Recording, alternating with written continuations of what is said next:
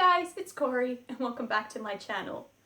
I've received a lot of messages and comments from people asking me how I learned to draw and asking me if I had any tips on how to help them improve. Now, I'm by no means a professional, so if you don't agree with something I'm saying, please don't get mad. Art is a creative form of expression and it's going to be unique to every individual. So, like I said, if you don't agree, just keep drawing the way you're drawing. I'm just making this video to respond to a lot of questions at the same time and offer any tips and tricks how I learned to draw and how it helped me improve my art. And I also want to show you guys some of the materials that I use. Tip number 1, draw what you see, not what you think you see. Now, this may sound super simple and basic, but it's really easy to forget. When you're drawing people especially, you will start outlining certain facial features, and if you think about it, facial features don't really have outlines, but let me show you some examples so I can explain better what I mean. Here are two side-by-side drawings, for example. There are the 5-year difference in between them. In the first one you can clearly see that I've done a lot of outlines for facial features. You can see how the mouth and the nose and the eyes, and basically the whole drawing, the face, the scarf, everything is done with outlines. And I haven't really put much shading into it. On the right you can see how Patty doesn't have a defined outline on his lips or his nose or his eyes even. It's all in the shading, not in outlining.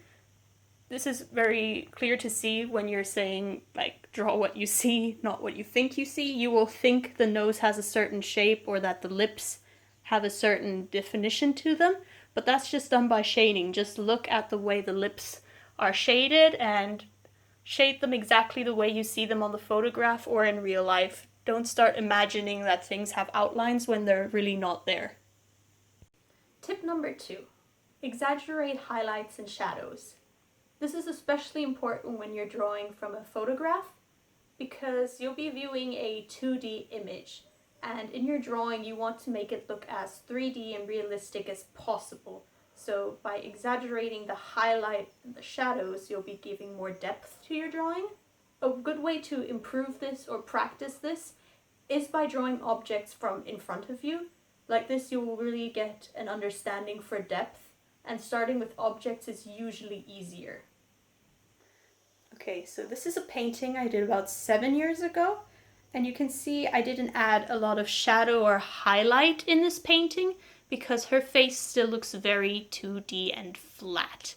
Another example of also drawing what I thought I saw and not what I actually saw, because I'm pretty sure the photograph had a lot more shadows and highlights going on in the face, but I just painted her whole face flat in the color I thought her skin tone was.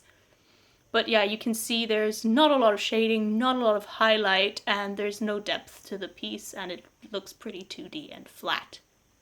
Here's just a quick example of a painting I did 3 years ago, where you can clearly see I added a lot more shading, a lot more highlights, and this drawing of Billy Joe looks a lot more 3D than the previous one you just saw. One thing I also just said was a good way to practice and improving your understanding of depth is to draw objects from right in front of you. Here are 2 examples of objects that I set up and just painted. Here's a painting example that I did in acrylic. I drew 3 shells that were in front of me. And here is a pencil drawing of a crumpled up $1 bill. Here is a final and larger example of what I just previously said. This was a study I did where I set up lots and lots of objects in front of me and I just painted the setting that was sitting in front of me. This is also done in acrylic paints and it took a very, very long time.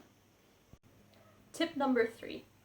When you want to improve your art and practice getting better, I would suggest starting with drawing objects rather than people, because if you make a mistake, it will be less noticeable on an object rather than on a face.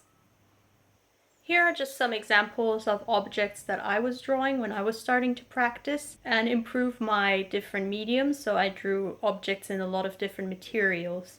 Here you can just see I drew a watch in pencil. I drew a flower and a gramophone in watercolors. Here I have a charcoal drawing of a key and an acrylic painting of a shoe. You don't have to draw very interesting or exciting objects, but just drawing objects really does help you improve your drawing and skills. On my channel, I do quite a lot of color pencil drawings, and the colors that I use for that are the Prismacolor. I have the 72 pencil set, but I also occasionally use some Faber-Castells, which you can see here. But yeah, Prismacolor and Faber-Castell tend to be the colors of choice that I use. The type of paper I generally use is just normal sketchbook paper. It's actually watercolor paper, but I like the texture of this one, so I always use this one for basically all my drawings. Paint, watercolor, pencil, color pencil, it doesn't matter. I just want to show you a quick trick that I like to do when drawing skin on people a lot. I tend to draw in circular motion. It might not always come across that way in my videos, but I like to draw the skin in more of a smooth and circular motion rather than in very strokey motion like this. I find that the lines are more harsh and more noticeable if you draw the skin using strokes, and if you use a very light hand and do it lightly and you use circular motion on the cheeks and areas, it tends to give a lot smoother finish. I don't know if you can see that very well. Let me zoom in. As you can see there, a bit of a smoother finish rather than a harsh finish. However, when I'm drawing hair, I tend to like to use a stroke method rather than a smooth effect, because hair does lie in strokes like this. Rather than using a circular motion, it doesn't give the same effect, and I like to have a contrast in the way the face looks compared to the texture of the hair. So when I do draw hair, I tend to use a lot of stroke motion to really layer it up and use lots and lots of colors.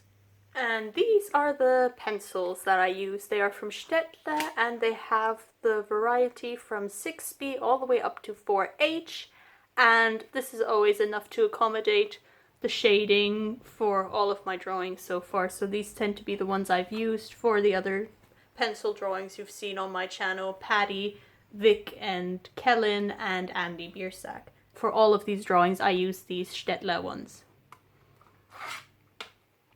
And one tip I would suggest for when using pencils, a trick that I like to do, especially when drawing people and wanting to achieve a smooth finish on the face, after I have done the pencil part, I often use a Q-tip, and I use the Q-tip to smudge the pencil to give it a softer effect and help blend the colors together a lot better. Let me zoom you in for a second. So first I will draw maybe with an HB, a very light color, then we'll go in with a 2B, make it a little darker for the shading, and if you want it to look a bit smoother, because we're drawing skin and we want it to look as nice and smooth and realistic as possible, we can go in with a Q-tip and we just smudge together, smudge this together. This is a trick or a tip that I like to use a lot when I'm drawing for areas such as skin or particular pieces of clothing, just to make everything look smoother rather than just having lots of strokes like this and making it all look a bit rough. As you can see the difference here.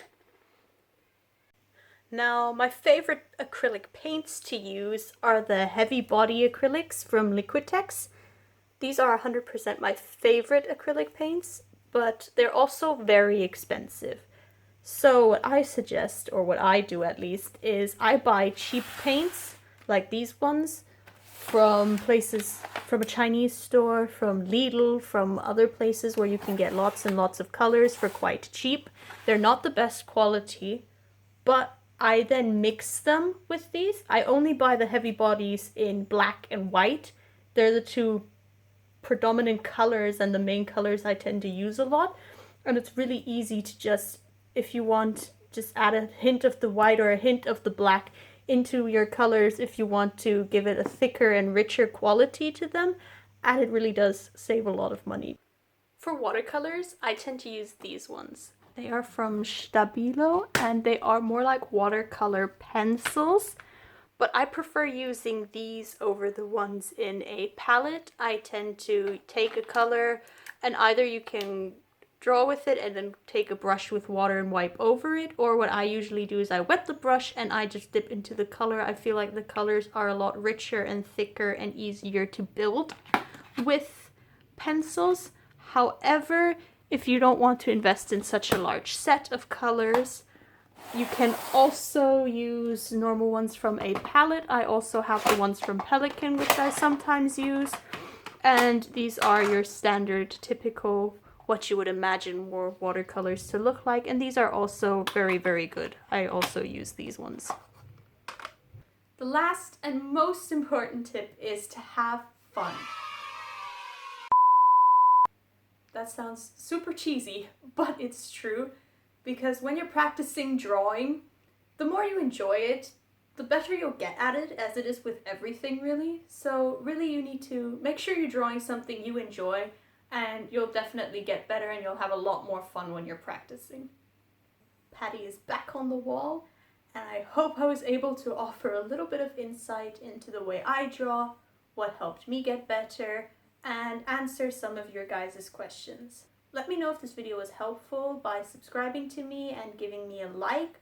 Also, feel free to leave me any further questions you might have down in the comments below. Thank you very much, and bye guys!